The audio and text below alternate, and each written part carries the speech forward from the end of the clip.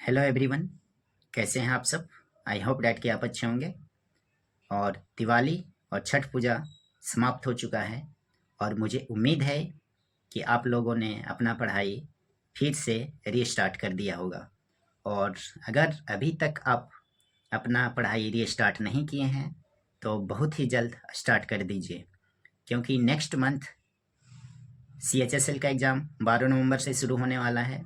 उसके बाद फिर SSC MTS का एग्ज़ाम होने वाला है। उसके बाद दिल्ली पुलिस एंड CPO का एग्ज़ाम होने वाला है। और अब आप लोगों ने देखा होगा कि रेलवे की भी जो वैकेंसी है ग्रेजुएट लेवल और अंडर ग्रेजुएट लेवल, उसका भी नोटिफिकेशन आउट हो चुका है। तो उसको भी आप लोग अप्लाई कर देंगे, अप्लाई करना ना भूलें। मेनली इस वीडियो में आज SSC के वेटिंग लिस्ट को लेकर बात करूंगा। आप सभी को पता है कि SSC CPO का रिजल्ट दिवाली के दिन फाइनल रिजल्ट आउट हो गया और आप लोगों ने देखा होगा कि जो CPO का कट ऑफ जो है CRPF पोस्ट के लिए बहुत ही हाई गई है।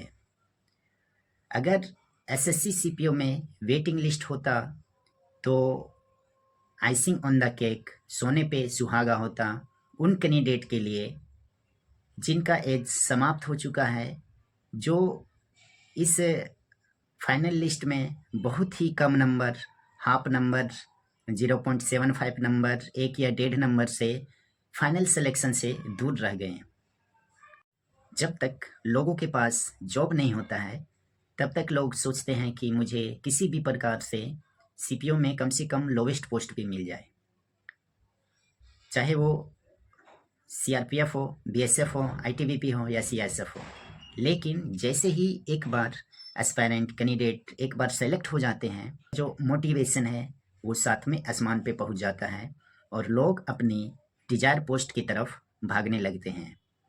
सभी एस्पायरेंट यही सोचते हैं कि इस बार अगर मैं CPO में एक पोस्ट सिक्योर कर लिया तो अगली बार CPO में जिनको CRPF या BSF मिला है वो CISF लेना चाहते हैं, और जिनको CISF मिला है वो दिल्ली पुलिस या CGL को टारगेट करते हैं।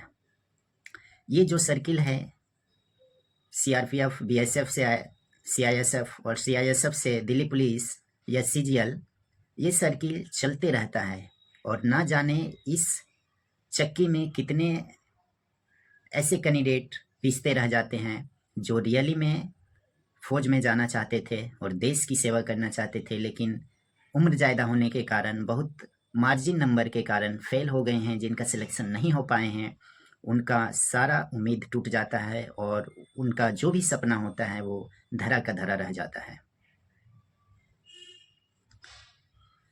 इसमें एस्पायरेंट की गलती नहीं है।